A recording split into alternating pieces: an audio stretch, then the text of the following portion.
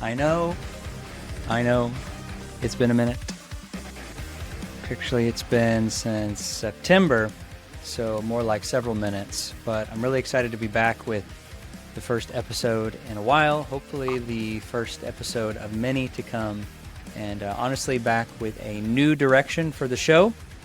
We're switching things up, and this season is going to be way more conversational, more fun, and hopefully more insightful because of it. So today's guest is my very good friend. Julianna is a fellow spiritual director, and we have a lot in common. We both got our Master of Divinity degrees from the same school and the same program. We're both trained Ignatian spiritual directors. And in this conversation, we're going to talk about faith deconstruction and ultimately what it means to keep believing, not in certainty, but in possibility. We're going to talk about grief, anger, hope, and why new life keeps showing up in the most unexpected places. So let's get right to it.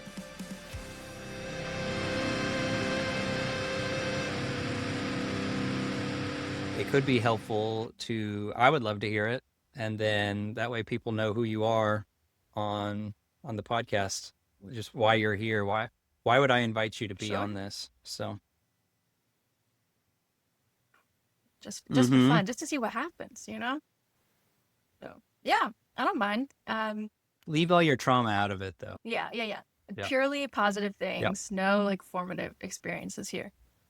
Yeah, I haven't thought about it in a while, like how I would go about kind of organizing it. I used to talk about it as kind of before and after a crater came crashing down. And over the years, the metaphor that I've used has changed a bit from a crater, like a meteor crashing down, forming a crater, and has become kind of more this imagery of, you know, I feel like I grew up in this like really nice, polished city, right? And this is all kind of within the realm of my experience of faith. And so it's like, you know, I knew what was expected of me. I knew what the expectations were of, okay, this is how you're going to, you know, read your Bible. This is how you're going to volunteer. This is how you're going to talk to your friends or how you're going to act at school. And particularly in high school, I became really, really good at it. And I loved it. It wasn't just about like, let me put on a good face or impress anyone. I loved it. I loved that on Sundays I would, you know, go to the 9:30 service, and then I would volunteer to teach, you know, a first grade class during the 11:30 service. And then I would run down to like the Wawa down the street and get a sub and go back and start setting up for middle school youth group, and then kind of hang around and be present, and then attend high school. Said something I couldn't hear. Wawa's been around that long? I thought it was a new thing. Oh, yes, Wawa, the iconic best gas station. I don't care about Buc-ee's. Listen, Buc-ee's is cool. I mean, if you're the kind of person who's into gas stations, it's cool. When it comes to Wawa, all right. I thought it was new, so I've learned something new already.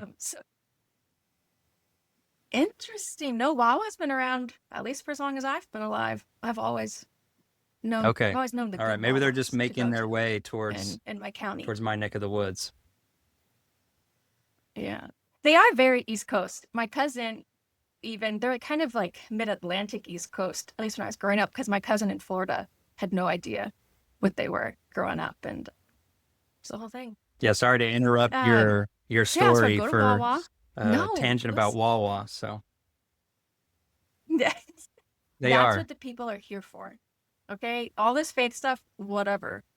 Where can we get a sub? Where can we go in between watching first graders and helping sixth graders? Yeah. Is it better than a pub sub? I've never had a sub from Publix. That is. Oh, okay. Publix. Actually, no, I haven't. And even when I lived in Tennessee, the closest Publix was like 40 minutes away. Okay. So. Well, you'll have to try that, and I'll have to try Wawa. They had really good chocolate ice cream. You know what? Here's what we'll do. You'll get a sub from Publix. I'll get a sub from Wawa. We'll meet in like Richmond, Virginia. It'll be about halfway. I do want to go to Virginia. I've been wanting to see DC and stuff like that. I haven't visited in a while. Well, it's an isn't it? exciting time. Yes. Why not? It's such a Yeah. peaceful time in DC. So we should definitely go Yes. go drink. Yeah. Yes. Very serene, Nothing happening at nothing all. Yeah. happening. So, Anyways, you nowhere. were you were telling a very serious and heartfelt story. So please keep going. Well, that's all right. That's all right. So I was very good at it, going to Wawa, but predominantly being in church, doing all the things. Um, I remember there's one day, it must have been my senior year, I was homeschooled, and so I was taking some classes at a community college, and I was taking an astronomy class. And I remember posting a picture on my Instagram, in a Starbucks, of course, of my Bible on one side and my astronomy homework on like next to it on the other side, and saying something like, "Isn't it so cool how like God and science can work together? Like, isn't it so cool how you can study these things?" Um, Oh, cool. and okay, yeah, it's so cool, but like it was just,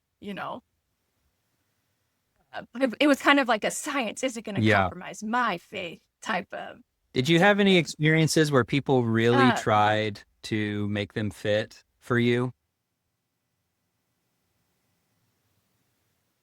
what I remember, the only thing I remember is my dad pulling up a video. It Yeah. was Louis Giglio. I don't know if it was like Passion era, but it was one where he it was some, big stadium filled, sermon he was giving where the video on the screen was kind of about like here's like the size of the universe, and so it was like here's Earth, and then here's this other thing, and here's this other thing, and just how expansive it is. And then he started talking about, and here's this clip, here's this sound that the universe makes, and he starts playing it, and I don't remember exactly what it sounded like, but then he starts playing with it the song like how great is our God, and Of they course. perfectly line up, and they complement each other so well. um and I'm that's pretty probably sure I one of the saw things that I live remember most of like, and see, like, because I think oh my I was gosh, you there. were No, I think there. Chris Tomlin did, like a tour, and I'm pretty sure he had Hmm. Louis Giglio come along because uh, they're buddies. So, anyways, yeah, I remember that. I remember, um, I remember being in a chapel and having this guy get up and tried to explain how it was like astronomy is what made me, you sharing that, what made me think of it, trying to explain how if you chart the stars back a certain, 2000 years, then there is scientific evidence for the star that, shined down on Bethlehem and just different things like that. And even at the time I was like, Hmm. I don't know. I think you're missing the point of that brief narrative there, my Right. guy. And I wasn't even, I was probably like 19, Hmm. 20 then. Hadn't really thought very deeply about all this stuff anyways at that point. But anyways, I just made me think of how there was people all throughout high school and college who seemed to really try to like force these things to work together, which Hmm. I think there's ways in which it does work together. You know, it's like, yeah, this doesn't contradict. This is fine. But that sometimes people force it, I think, like cutting off a piece of the puzzle to Right, it's make those kind of like, pieces fit together or something like that. hmm, right, right, it's like you can either vehemently deny that what science says is true. Evolution, classic example, right? You can either be like, no, there is no such thing as evolution because it was whatever. It was how God exactly did all of it within a set 7-day period. So it's either, no, we don't interact, or we take all of these like vast things and we really like make sure that they're perfectly in line. And I think the Louis Giglio thing also talked about how there's something in our bodies, like some, like on the molecular level, with like essentially the glue of the body, like what holds cells together, is like in the shape of a Mhm. cross. And it was like, see, like Christ holds Oh all my things gosh. together, even in your blood. Oh my gosh. Well, I I just don't know. That's I'm not a indescribable. scientist. Who's to say? It's indescribable. which that was a joke because that was the name of that album. I was trying to think of the next word and I couldn't remember it. I was like, oh, this would be perfect if I could Well, remember if it, we but keep my talking brain about didn't this, help I'm going to us. break my rule for the podcast, which is not being too critical of anything and just, being hopeful All right. and optimistic. Fair So, enough. so anyways, you, like me, took the Instagram photos of your books laid out and example of faith, Yes. and Yes. this is what it looks like, and aren't these things cool, and all that stuff. Right. And I loved it. And I think it had value. I think while there are many things that I haven't held on to, I think there was something valuable about how that period of my life, I was taking on faith for my own. I was saying, okay, well, I am taking astronomy because I love it. And I am wanting to study. Like I had this desire to study scripture in the way that it was being offered to me. And so like that was beautiful to me at the time. And that's why it was so challenging when I started having questions about all of it. So within the metaphor that I said I use, I'm in this city that's very clean. Everyone knows like where they belong. Everyone knows like you walk on the sidewalk, you go to this place or that place, there's no questions about like how things are supposed to work, except the one like big rule is like don't go outside of the city. Because if you leave the city, people don't come back. People don't come back from that. Then we have to like be really sad for them. Their moms are crying and nobody wants to make their mom cry. And like, it's just, don't do it. And so around my sophomore year of high school, this was in 2013, 2014 was my sophomore year. I don't exactly know what happened, but it all kind of came crashing down. Like in some ways it felt like I didn't realize I had started to kind of walk outside of the city, but then all of a sudden I was in this forest that I'd never seen before, and it was exciting because it was new, but it was also so scary because it was new and it was dark and there were sounds I hadn't heard before and I didn't know what was around the corner, and yeah, just really really frightening in many ways. And because I had loved how my experience of faith had been, or especially for like that concentrated 4 years of high school, and I went to college for preaching and church leadership, I preaching can't and believe they youth let you do ministry. that. I almost didn't. I was the only girl in the church leadership part. There was two other girls in my year who I think were in youth ministry, but it was pretty uncommon.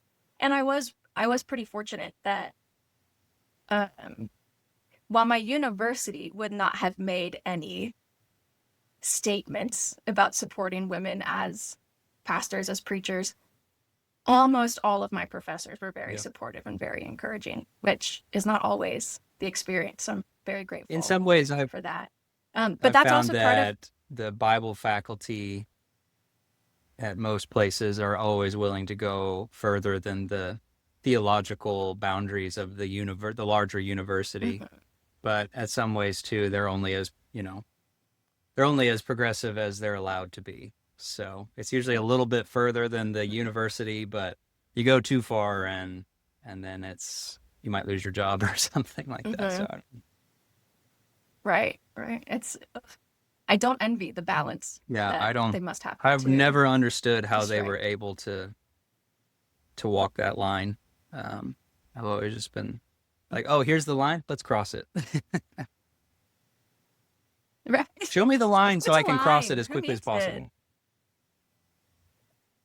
Right. Like, I don't want to waste our time. Just show me where the line is, and I'll just Yeah. hop on over. Yeah.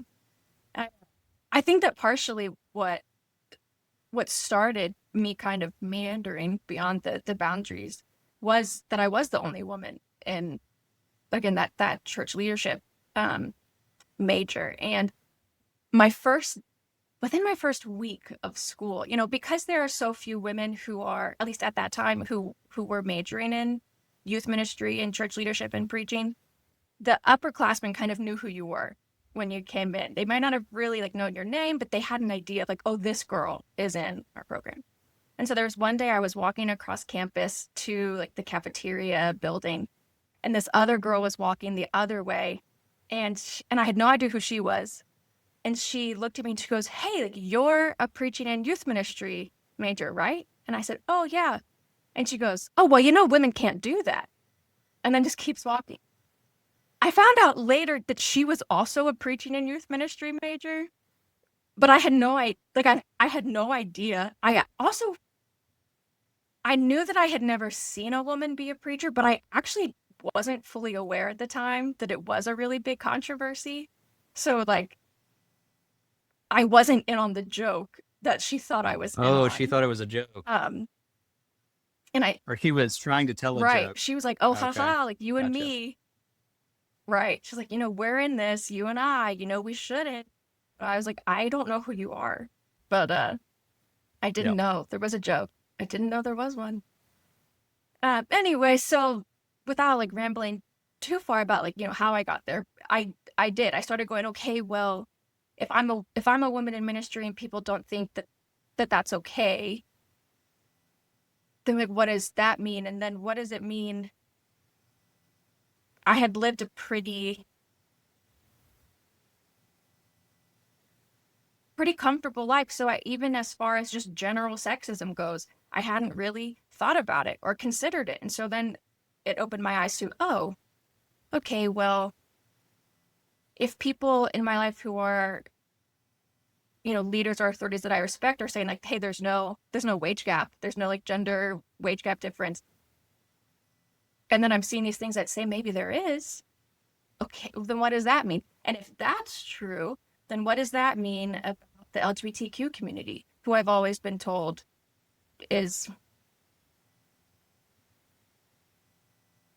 was not God's favorite, to put the opinions I was taught lightly, right? And so, well, what about that? Is that true? Or do I want to change my mind about it? Okay, well, what about institutional, like systemic racism? I've always been taught that that's not really a modern day continuing issue. Is that so? It's Yeah. just kind of every question led to more questions, and I didn't know, because I had been brought up in this world of behave the right way to continue securing your spot.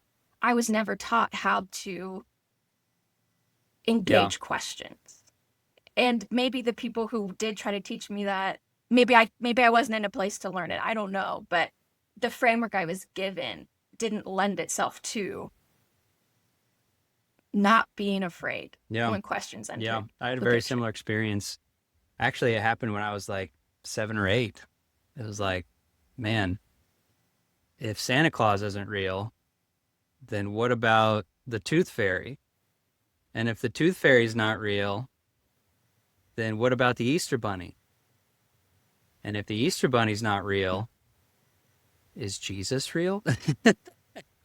So, I mean, it was a slippery Slippery slope. slope, which my, community seemed fine for me to go down that slope so far as I didn't start questioning Jesus. But all jokes aside, absolutely. You start to question one thing that you were always told, nope, this is certain, this is true. Don't go outside. And then as soon as you question that one thing, it leads to, well, if this, then this. What about this? And then, I mean, that's a pretty Mhm. Right, because once you realize, oh, I'm not so sure, and there was one time I was interviewing for a campus ministry job, and it was as my master's program was coming to an end, my master's of divinity program, that is. And you know during the second interview, they asked me, okay, what if a student comes to you and says that like they think they might be gay, or whatever their version was of that question. And in the interview I said, I think that my role would be to help students think. So I would be happy to, equip them with, to have conversations, to have them have different resources to explore like this topic. But I don't think my job is to tell them what to think, it's to help them. And they, seemed fine at that answer. And then the next day I got an email that said, hey, I know you asked if we had any, other questions or concerns at the end of the interview, and I should have said something, but I didn't. And really, here's this, like, we need to know, the person said, I agree with you that the job isn't to tell students what to think, but we still need to Yeah. know what you think about this. And so I sent them back, okay, well, here's how I've landed in like an affirming camp. I don't have any problems with that. And here's how I've gotten there. Here's, on the scholarship side, how I've kind of worked out, the scriptural language. And here's how I've thought about the cultural components.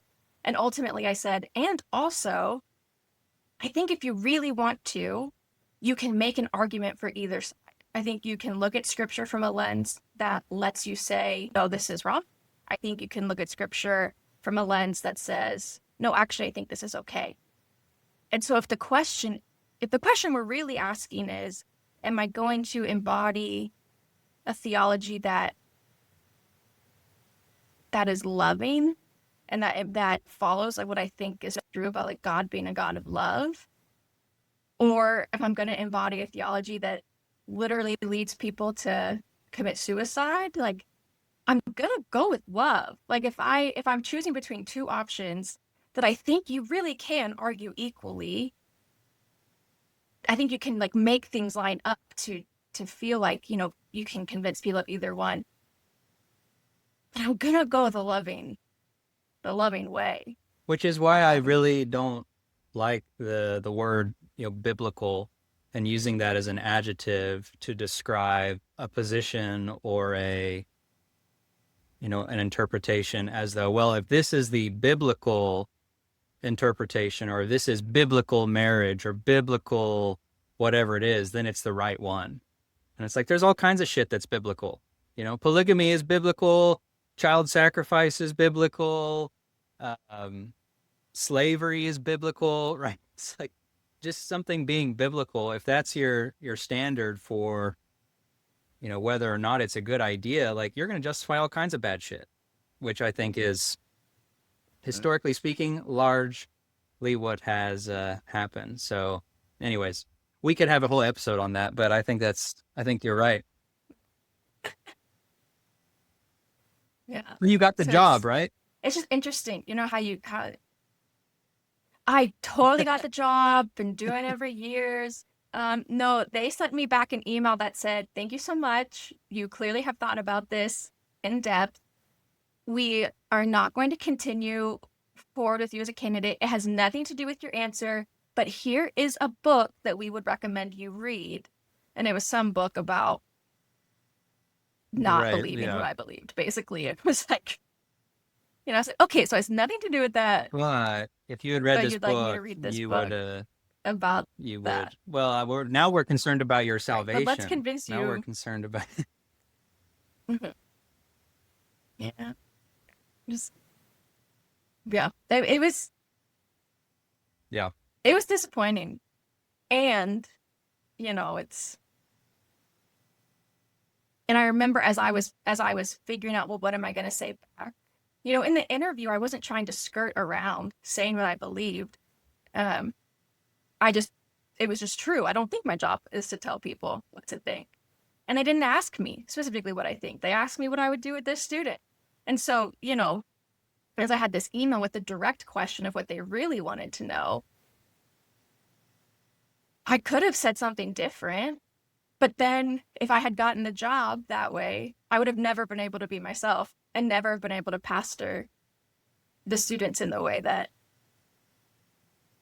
I embody what it means to be a pastor. And Yeah. so, I had so it's many just a similar balance, right? experiences coming out of the MDiv, and so many different interviews where going into it, I was like, all right, I'm either going to have to tell them what they want to hear so I can get a job, or be honest so that I can, live with integrity and minister with integrity. And I don't know the answer. I used to probably would have said what I'm about to say with more certainty about what I know is true, and I don't know that this is true. But it makes me wonder, if you are somebody in ministry who's gotten a pretty good theological education. I mean, it seems to me like we said, uh, if you're have a faculty position at a university, you're only as, you can only be as outspoken on things as you're allowed to be.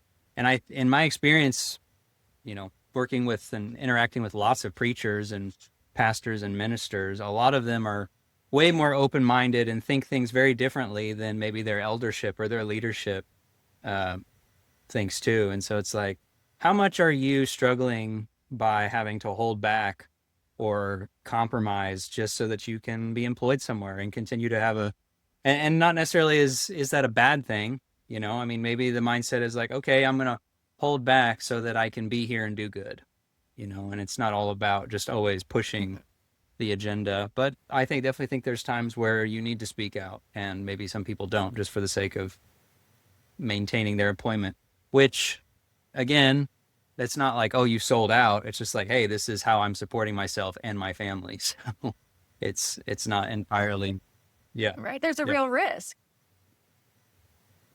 There's people have real things at stake of, okay, how do I balance the things that are all here, that are all true at the same time? It's true that I don't want to, perpetuate this belief. And it's also true that if I lose my job, I don't Yep. know what my family's going to do. And if I lose my job for this reason, can I find another job in the church? And if I can't, for a while, I told my husband, I was like, I feel like I've made myself unhireable because I got very particular ministry education. And then I worked in a handful of food service jobs. And then I was trying to figure out, well, what do I do? Where do I go from here?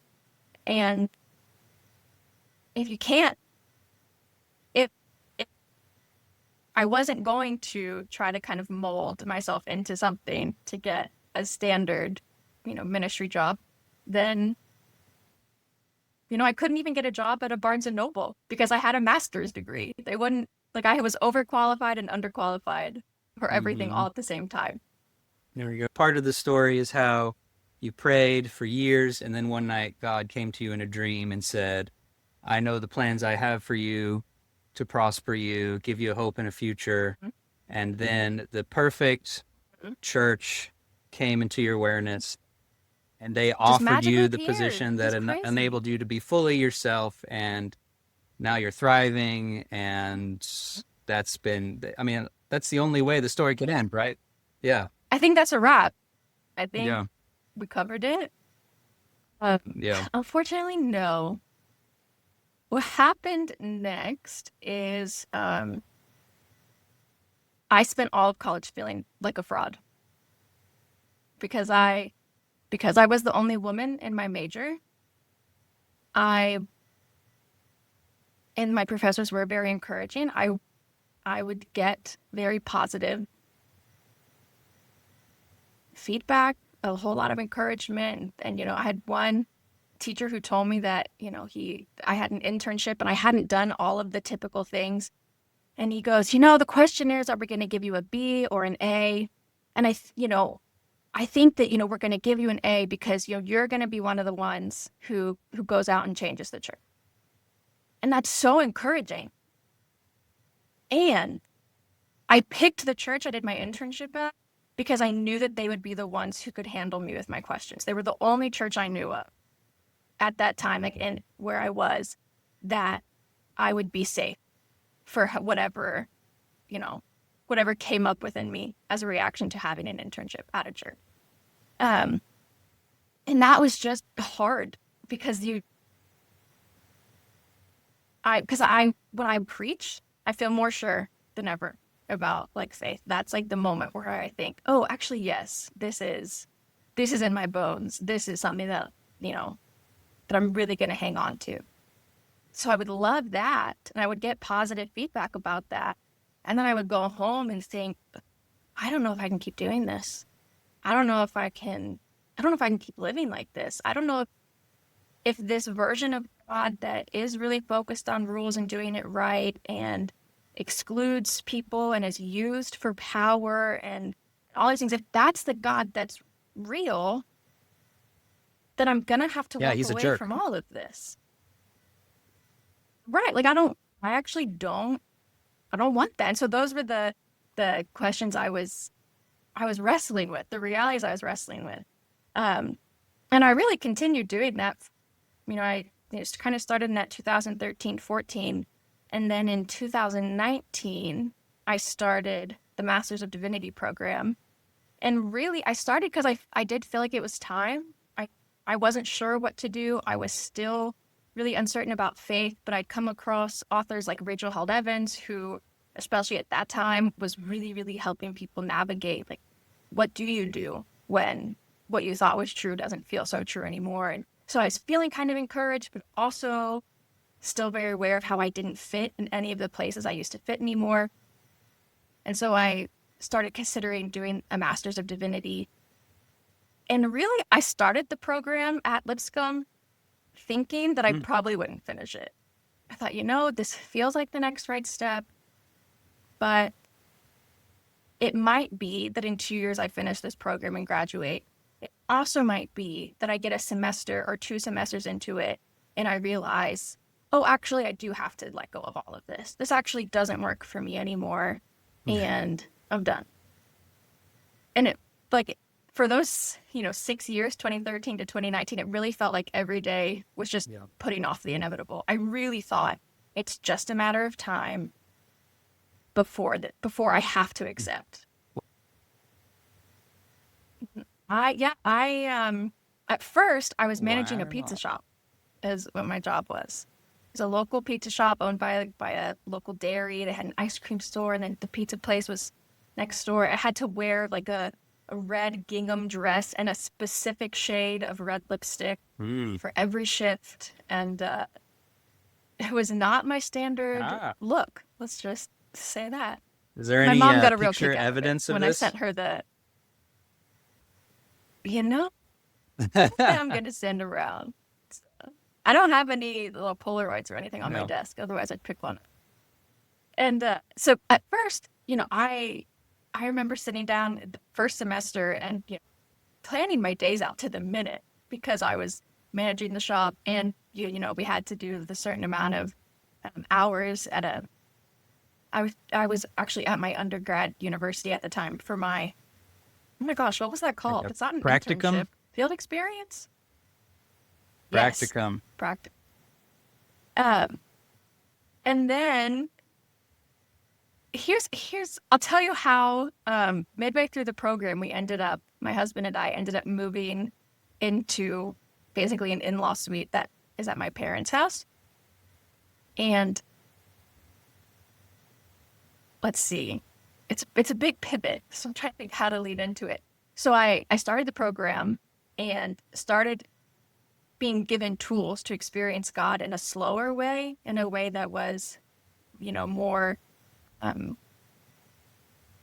don't come into it with expectations. You just come into it with, okay, well, what might God be saying? What do I want? God, I didn't know I could want a specific thing from God, but what do I want in this? And so being kind of in tune with those more subtle things. And so there was one day that I was on campus, and there was a chapel service, and my role was a graduate assistant to the dean of chapel. And so at the end of this chapel service, the prompt was to spend the last 15 minutes that is normally within chapel and just basically do a prayer walk around the campus. I'm pretty much spent the majority of the walk just kind of being like, I don't really know about this. I'm not super praying for the campus, for God to be here doing things. I just didn't feel comfortable. And then, so basically I spent the whole time with my mind racing and just trying to be open to not getting in my car and going home early, trying to just finish the allotted time. And as I was, making kind of my final turn back around, I just all of a sudden heard, slow down. And I thought, all right, so that was me. and I'm just gonna not think too much about that, but just in case, I'll walk a little slower. Not a big deal. I started walking a little slower. And then again, and I didn't hear like an audible thing. It was just like a very clear thought. So then again, just that clear thought in my mind to slow down. I go, okay. Funny coincidence. I made that second strong thought happen because I was thinking about how weird it was the first time. Whatever. Wrote it off, kept going about my day. That night I'm working at the pizza shop and I'm sweeping before we mop the floors, and I get a text from a girl that I used to work with, totally out of the blue, hadn't talked to her in months, and she goes, hey, I don't know if this is weird, but I just feel like I need to text you that it's okay if you need to slow down and if you need to not do as much. And some, just encouraging thing, but that was the main thrust of it. I was like, what a funny coincidence that on the same day, she's also texting me, it's okay to slow down. You spoke in Next tongues. day, Yep. I spoke in tongues. Crazy. The next day, I'm back on campus, and my dad calls me out of the blue. My dad never really calls me. He calls me out of the blue, and he goes, hey, I was thinking that I know you're in school, and my husband had just quit his job to work at a coffee shop while he figured out what he wanted to do. So my dad says, I know that, you're in school, and Jacob's, in between, jobs and figuring out what he wants to do. What if you guys move here? Jacob can come work with my dad at my dad's mortgage business that he had at the time. What if Jacob comes to work with me?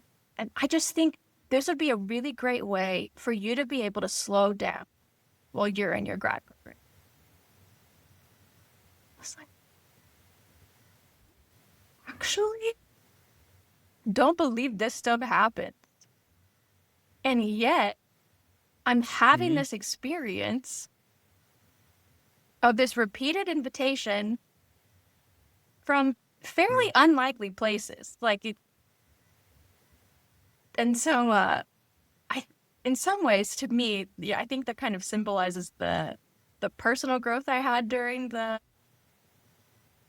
MDiv program. Is that I did it because I love school and the academic, preparation and things, and I valued that. But I also did it just for me, just because it was kind of like my last ditch effort of figuring out, was I going to stay or was I going to, reorient my whole life outside of everything I'd ever known up to that point. And there were just these different experiences throughout the program that I thought, okay, there's something in this that feels different, that still feels inviting. And I don't feel like I have to go back exactly to how things were, with that original imagery of, okay, so I'm in the forest and it's lonely and dark and totally foreign and I don't know what to do.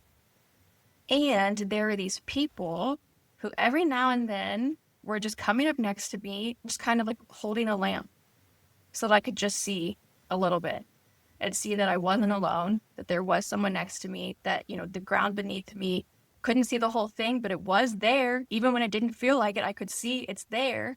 And that, there was some type of hope to keep going. And over time, the imagery, especially within kind of the 5-year chunk of when I started the master's program and then after, just continued to kind of expand of, okay, maybe there's like a lot of life here. Maybe there are actually a lot of pockets of people who haven't set up camp here in some kind of they've given up kind of way, but have found that the forest is the whole point, that exploring all these things that is in life and spirituality, and that it's kind of all the same, and that, to have a meaningful life, they've settled here because this is actually home. This is actually how we're invited to experience life and each other and God and faith. And maybe that's beautiful. And so there were just all these little invitations that kind of added up to, oh, people don't go back because it's actually really beautiful out here. And that's okay. And it's okay that it doesn't have clear parameters. But it's also dangerous and scary. And even if sometimes it's dark Right. and mysterious and anything can happen. And And every now and then, we find those pockets of people to be within it, and there are these spots of and these bright yeah. spots within it. I mean, I just think that that is true. And also, I think that that realization of being kind of out on the margins or being in the wilderness, it's really baked into the whole tradition if you're paying attention to it. Um, Even just in the narrative stories of like Abraham called out to do this wilderness wandering, Israel called out of, society to wander in the wilderness. Um, and just, I mean, John the Baptist, the prophets, Jesus spent a lot of time out there. Um, and there's really not a lot of insight in the scriptures that comes from people who are very comfortable with the status quo and comfortable within the structure and the system. You could argue that the exceptions to that would be David and Solomon, but then you could also counter argue that how much of that actually was written by them. And then even just in church history, like we've studied church history, it's very rare that we're quoting popes and bishops as people who had profound spiritual insight that carried across time, and we're still finding value from it today. It's like I don't hear a lot about popes in terms of their impact on the spiritual journey. I hear a lot about people who said this is messed up. I'm going to go live out in the desert, and I hear about the desert fathers and mothers. I hear about Saint Francis and Ignatius and um, all those guys, people who are just like, nope, the wilderness, the desert, on the fringes, on the margins, it's really at. And so, anyways, that's just I think it's baked into the whole tradition, and yeah, it's I don't know if I could go back if I even wanted to. Sometimes I do want to, you know. Sometimes it's like, man, it would be really nice to just go back to thinking more simply and not questioning things and just being. But then again, would it really? Like, I guess not. Um, and that thought process Yeah. doesn't take very long before I'm like, no, it's better out here, even though it's dangerous and scary and there's not a lot of things to really like hold on to. um, it's still worth it being out out at sea. And there's beauty and wonder to discover, but there's also danger and mystery. So Right. And it yeah, and it feels more real, at least in my experience. I enjoyed how my faith was in high school in particular, and I haven't always been grateful for it, but I think at this point I am grateful for it.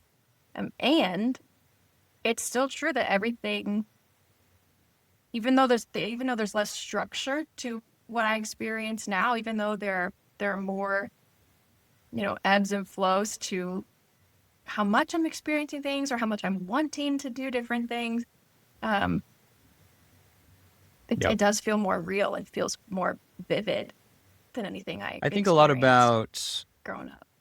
how my limited understanding is that like in Amish communities, they give people like a certain period of time to like leave the community and go experience, Mhm. life out in the rest of the world and the rest of society, which is fascinating to me because, like you mentioned a little while ago, we grew up in, very restricted communities with certain set of beliefs.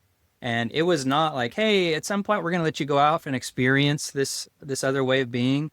And we trust that our way of life is so good that you'll just naturally want to come back, which I do kind of feel like is maybe the Amish mindset there. It's like, sure, go out, experience it, know what you're missing.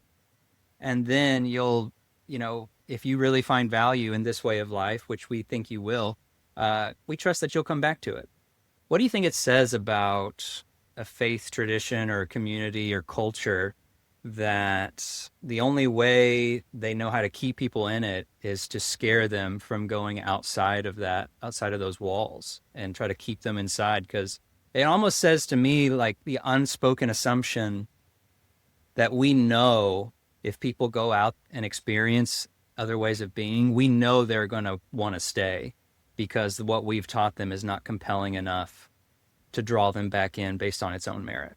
But I don't know. I mean, I'd be curious to know what you think about that.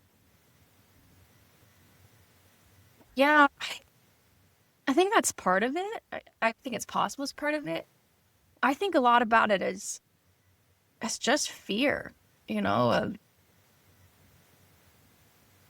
if I don't say here are the parameters and here are the things to do and here are the rules to follow and here's how we behave, here's how we do this as a community, then what if our community disagrees? What if what if it's not clear? What if, I think part of it at a institutional level is Yeah. that there's money involved. We need this many people in seats because we need this many people giving money because we need to pay these people. I think some places, I think that is just, how do I want to say this? I think sometimes that is just the twisted intent is just to keep people there. And I think for other people, it's just like me trying to budget. I need a certain amount of income. I need a certain amount of things to make sure I keep my car, that I keep my house, that I have health insurance, all these things. And so, I think there just is an unfortunate mingling of, well, you don't keep a large group together by encouraging them to wander and do things their own way. You keep a large group of people together by telling them, here's what you have to do and what we can provide for you in return. If I tell you that you can do things however you'd like, that you can follow your desires and God's personal invitations, then I can't tell you what you get in return for that. I can't promise you anything, but I can promise you have people who can help you watch your kids if you're in a small group with other families. I can promise you that, you can feel like you're part of something bigger if you volunteer to teach the Sunday school or to be part of the greeting team or, whatever. Like I can promise you things in return for that. When you're doing the behavior that I ask of you, I can tell you what you'll. So I think that's in some ways it's just basic how you keep a group together. The other piece that I spend a lot of time thinking about just in life in general is in grad school, we talked about, I think, if I remember correctly, it's kind of like the definition of freedom within virtue theory. And so basically the premise is that we tend to think about freedom, especially in the States, as I can do whatever I want.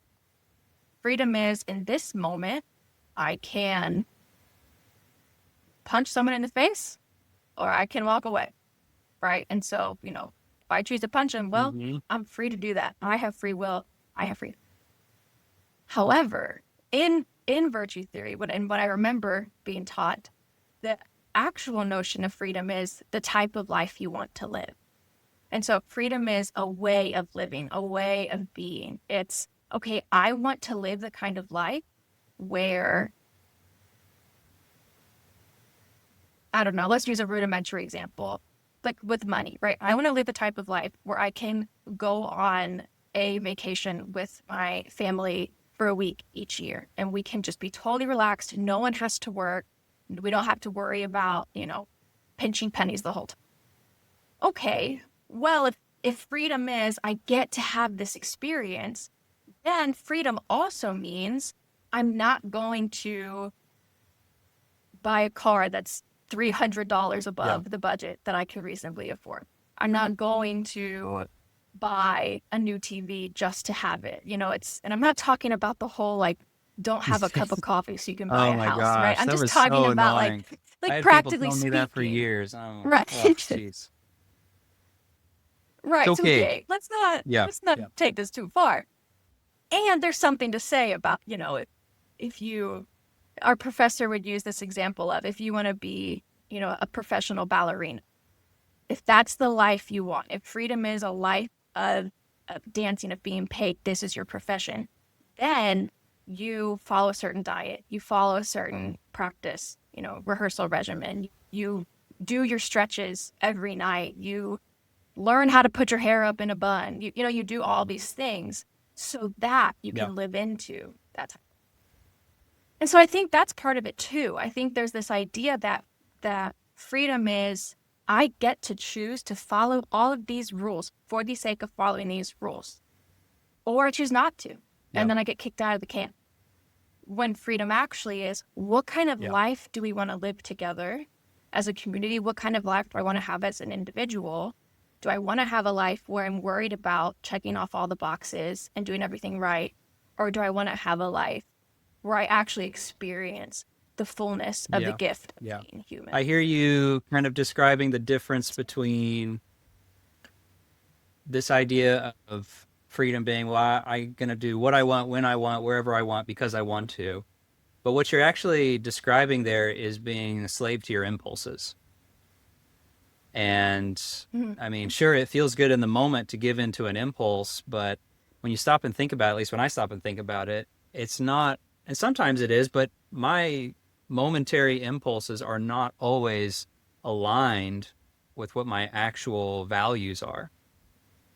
And in fact, if I want to live the life I want to live the life that's most aligned with my values.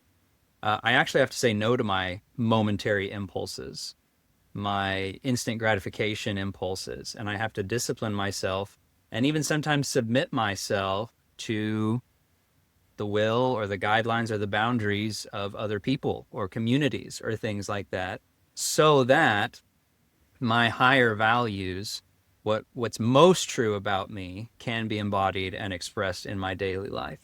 Um, and I think that you're right. I think if you're not careful, you can say, "Oh, well, religious communities are too constricting because they do have statements of faith. This is what we believe, and they do have ethical codes. Like if you're a Christian, hopefully your ethics Mhm. largely comes from the Sermon on the Mount.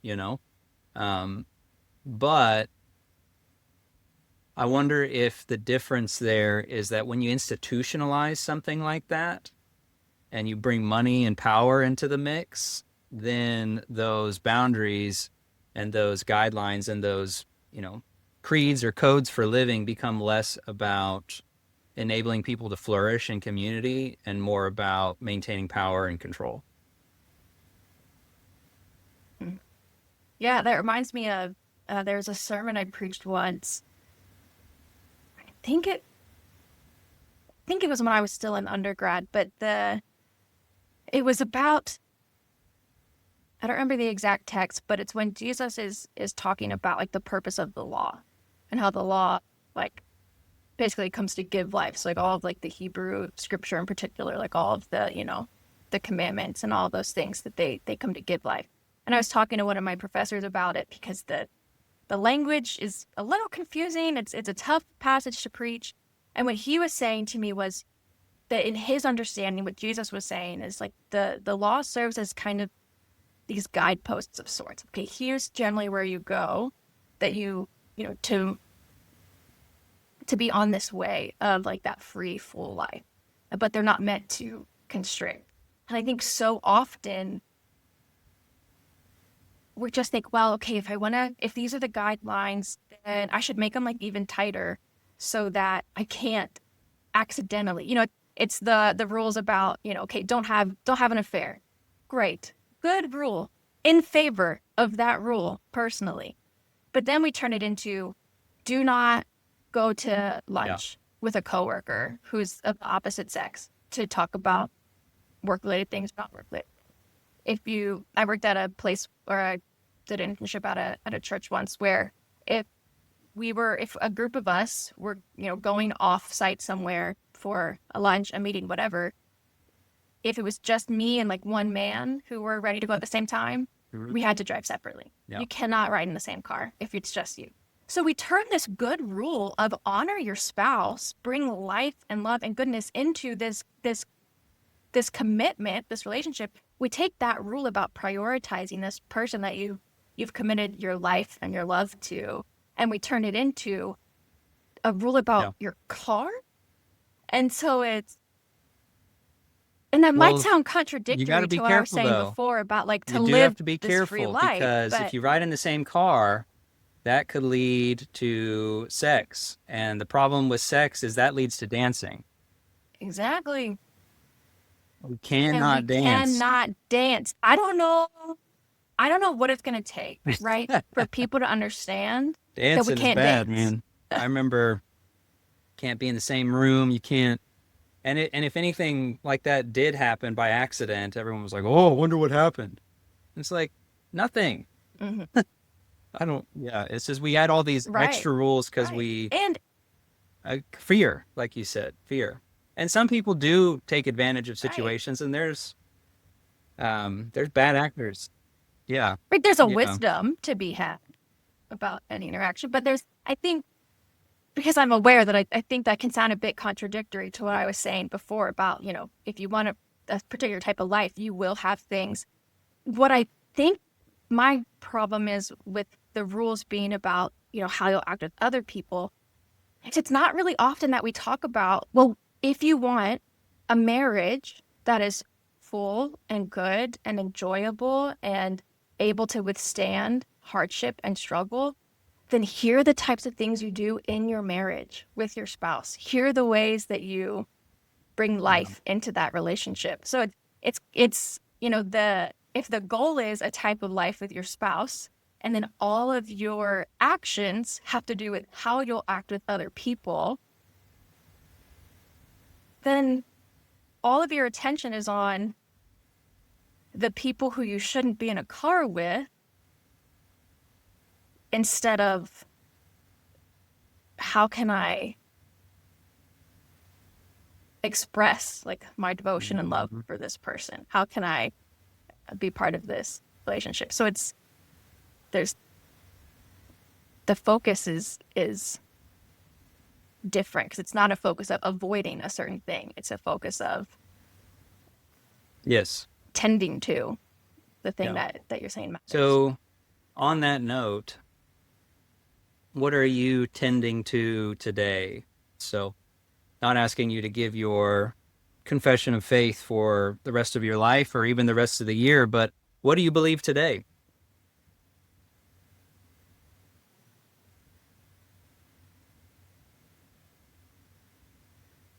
You know, through all of the last, what has it been now, like 13 years, the thing that I've really continued holding on to is just how beautiful it is that there's always like the possibility of new life.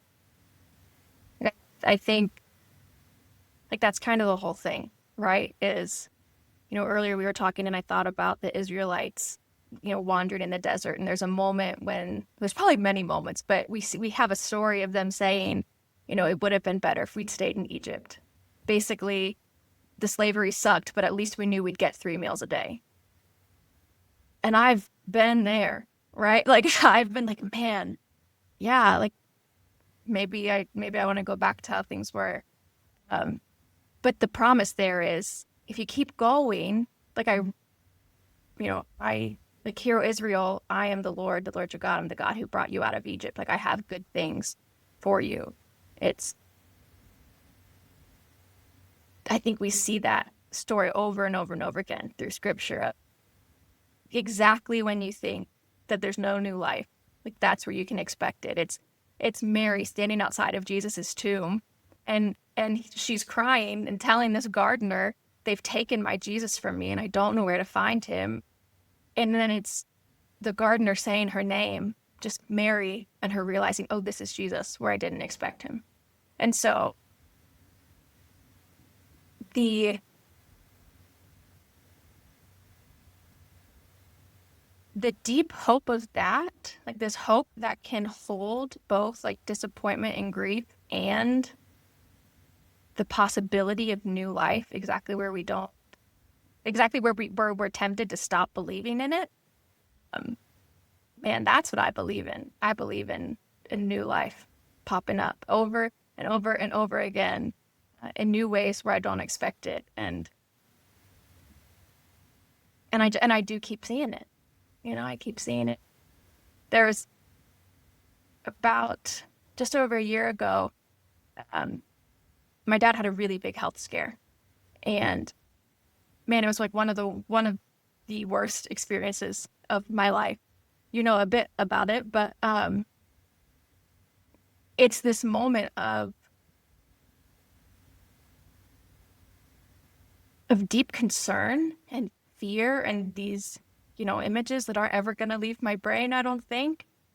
And in the weeks that followed, when my mom and I, for at least a week, if not two afterwards, kind of took turns at night staying awake to keep watch over my dad, it was these moments of, he was sleeping, we weren't talking, but just feeling my love for him deepen just by being present with him and getting to watch these tender moments, and to see now, that in some ways his demeanor has changed, and he was already like a wonderful dad, a tender man, but to see him become even more tender, and to see how our experiences together are enriched. And so, how could a good thing come from such a scary experience? I don't know, but I always try to hold on to the hope that it will.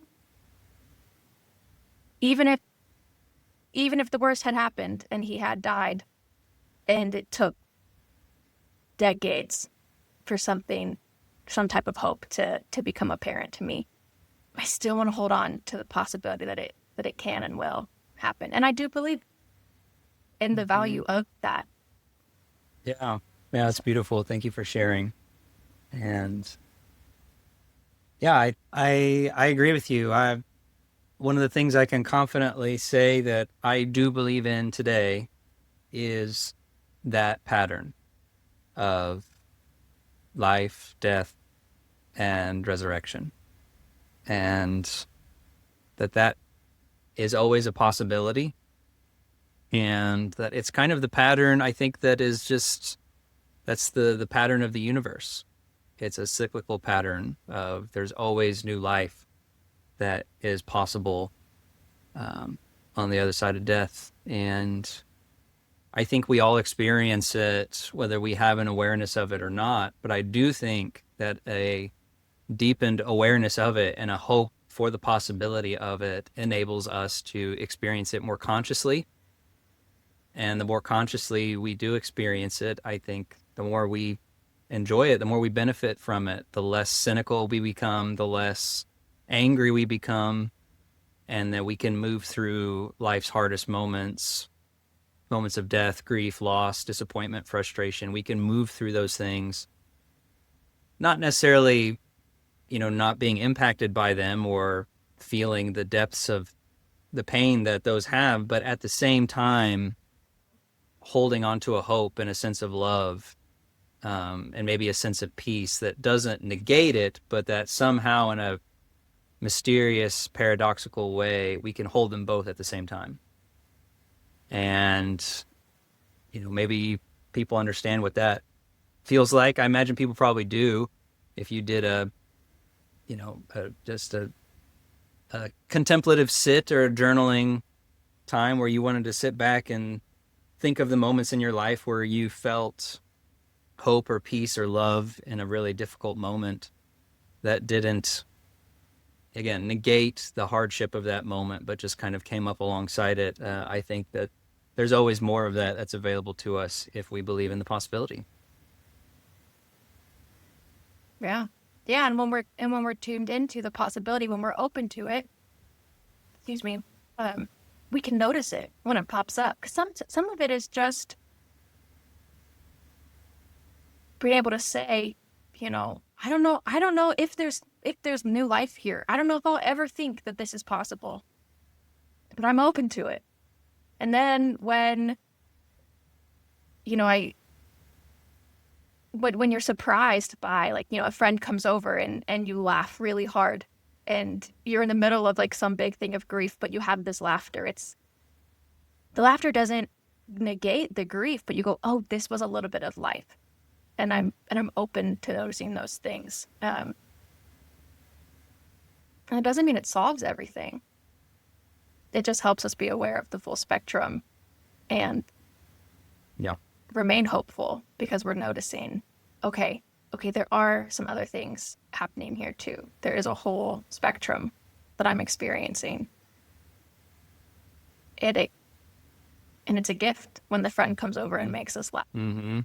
And I think that is the reason that no matter what has happened to me and no matter what will happen, I don't think I'll ever be able to get away from the story of Jesus, because it has mediated that truth to me more profoundly than any other story or any other mediator has. And I'm not saying there's not other, possibilities. Maybe there are, but just that story of the life of Christ and life, death, resurrection, hope, and this idea that love is more powerful than death. Not even maybe necessarily in that death has been defeated, which I guess you could say it has, but I think defeated maybe not so much in that it has been destroyed. I don't know if death has died or been, because I don't, people are still dying, I don't have any disillusions that I won't die. I don't know if you were raised with this sense of like, no, we're the last generation, and if we're really lucky, we won't have to die, because Jesus is going to come back anytime. And so I remember really hoping for that. Now, I think I like just missed the window of yeah, like the Left Behind yeah, series and things like that. I think my oldest sister yeah. was kind of aware of them, but Well, it missed me. I'm pretty sure I'm going to die. But I'm okay with that. I'm really Yeah, sorry to I'm say that okay I with think that you will though, too. because my understanding now of what it means that love conquers death is that death is not done away with, death is transformed. It's no longer a dead end. It has been repurposed into a transformative thing through which new life is possible on the other side of. But yeah, I'm with you. I believe in that, and my engagement with that story and my trust and faith in the Christ, looks very different than it used to, and it will probably continue to look different, but it holds me to that belief in always the possibility and the hope of new life. And yeah, so it's a beautiful thing. Right.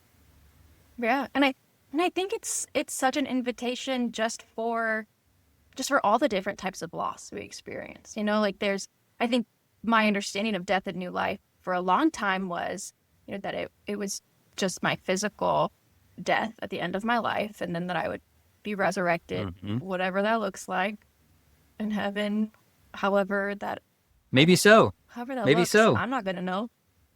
But right, like who That knows? would be Who nice. knows? And because like who knows, like it gives me, yeah, like this hope for the future, but then also goes, actually, like maybe that's also what Jesus was talking about when he said, like, take up your cross and follow me, to people who are very much alive. Maybe it's, allow your idea of how you were supposed to be, allow your idea of how life was supposed to be, allow that to die so that you can see the Yeah. beauty of another way. And so it's, this death of a dream, death of a version of yourself who you can't be anymore, or who you've realized you can't become, or whatever, death of, I don't know, death in terms of like just how your life is if you lose your job and then everything gets turned on its head. Like all of these forms of losses are, okay, well, no less brutal. And yet, if I can let go of how I thought my life was supposed to be, or how this particular thing was supposed to be, then I could become more fully present to what is becoming and be open to it, as opposed to just hanging on to what I've lost, which I think I hear you doing a lot within the premise of this podcast in general is, okay, it's not what I don't believe anymore. It's not the version of belief that I lost. It's not like the death of Zach's old way of being. It's, okay, on this side of having lost how I thought things would be, where is their life and goodness and belief and hope? And I think that's what it's all about. Yeah, I think you could just bring in that metaphor of the stages of grief. And I think with this whole deconstruction thing, it applies really well. There's denial, and then there's there's the angry stage, which I think most people are just kind of stuck in. And then there's the acceptance phase, or I'm actually revealing that I don't have them memorized as the stages of grief. But you get what I'm saying, right? There's all these different phases of grief, and I don't think there's a lot of helpful guidance on what it looks like to, okay, like we grieve well. There was something that's been lost. There is something that has been lost. But the point is now to, and maybe in some ways we'll never stop grieving. And at the same time, the invitation is, let's move on. Let's move forward. Let's find life again. Let's find happiness again. We cannot, stay stuck just mourning what has been. Life is available to us now, and possibilities are available moving forward in the future. And that's what I'm trying to do with myself.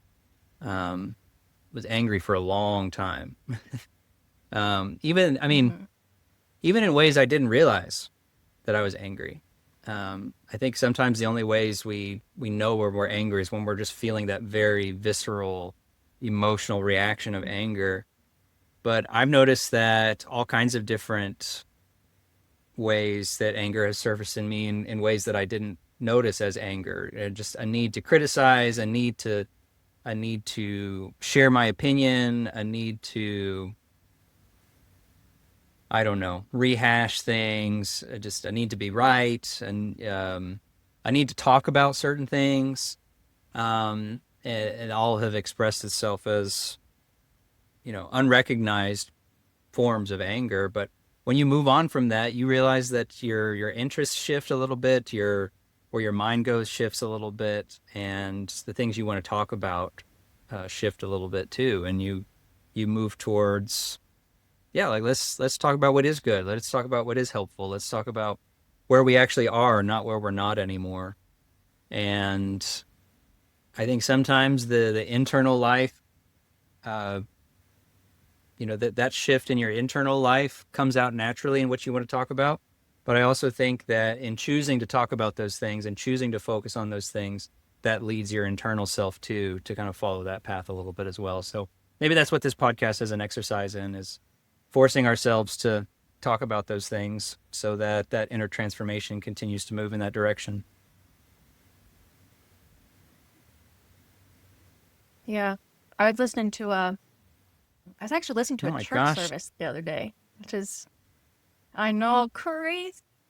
Which I don't normally do, but someone had texted, like a pastor friend that I know had texted me something that had happened with his church, and I couldn't tell if he was saying it happened to him personally or to his church. And so I thought, well, I'll just see, if he was there that next Sunday, because that would tell me that it wasn't about him, because there was no way he'd be at the church. Anyway, so as he was preaching, he was talking about how there had been a lot of death in the church during that, I think just the week or 2 weeks before, of just people from all ages. Someone's grandfather had died, someone's sibling had died. There was a family who lost a baby within like a day after the baby was born that week. And this church it was actually really beautiful to watch, like, these church leaders be legitimately emotional. And they would say, if we have any visitors here, like, we're really not normally like this, we're just really hurting. And at one point the pastor in his sermon says, like, we're not normally like this, And also we are normally like this because like we do care. And anyway, he gets to the end of the sermon and he says, okay, we're going to sing a few songs and, you can sing along with them. And if there are things in here that you can't sing, that you can't believe, then like let them be a prayer. And if you can't believe them and you can't let them be a prayer, then just try to like physically turn yourself towards, I assume they have a cross in the room, but like turn towards Jesus and just, have that physical turning. And that just came to mind as you were talking then of, within that internal thing of, okay, sometimes I can't believe it. Sometimes I can't even pray it. And I'm trying to orient myself and my life in such a way that I'm at least open to it. And so like that spectrum is okay. Anywhere that you fall from enthusiastic confidence to I'll turn one foot towards it, but I'm not turning both. Like wherever you fall, man, that's the experience of faith as a human being. And that's and I love that. I think that's what faith really is, at least for me now, and maybe it's something else for other people. I'm not going to try to tell people what it definitely is or isn't anymore.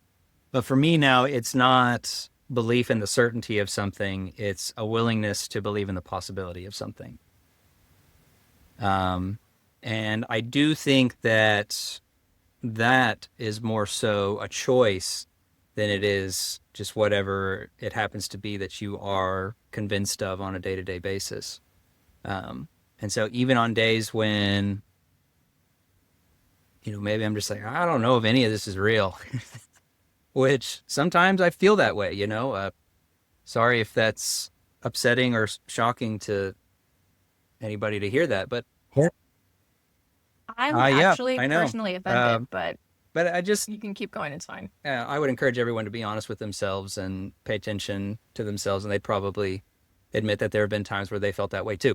But on days when it's like, man, I don't know if any of this is literally true or not. I don't know if this is literally real or not.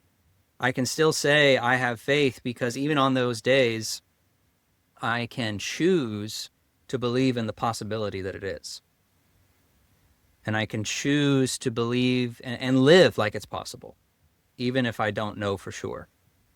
And to me, that's what faith is. And I think that's where the fruit comes from, is belief in the possibility that there is life on the other side of whatever it is that we're experiencing. And actually, I'm not sure if you're a fan of Matthew McConaughey, but his autobiography is pretty interesting. He's got this new book called Poems and Prayers, but what convinced me to read and get his poem book, which I like, is he was on a podcast and he was talking about a bunch of different stuff, and the guy said something about, belief in God and all kinds of different things and belief in the afterlife. And at one point, he just said something along the lines of, I think he was asked directly, like, do you know that it's true?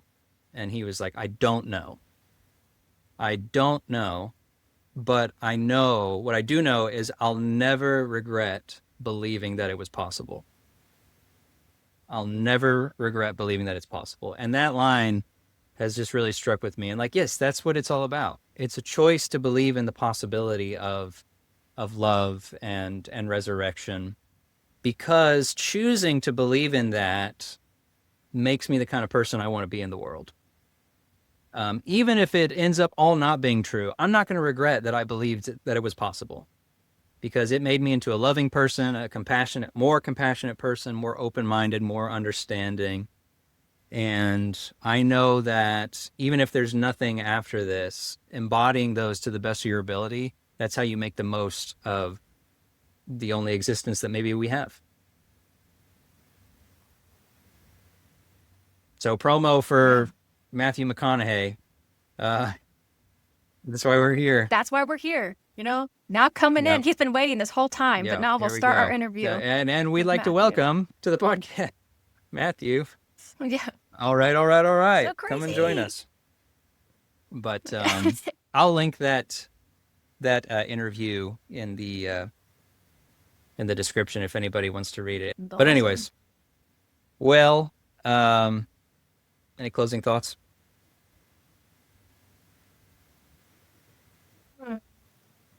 You know, before we hopped on here, I was listening to a message you had sent me, and you referenced a poem that I sent you about traveler, there is no path. So I did bring that book up. Yes, please Maybe do. I'll read that. Please read Would you it. be down? All right.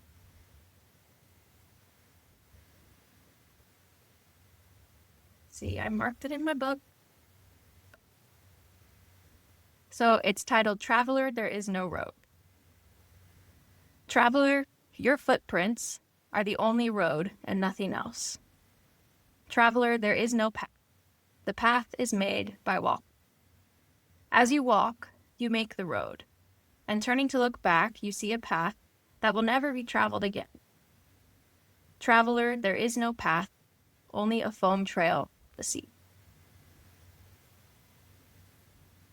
When I came across that poem sometime in the fall, I just felt so encouraged by it,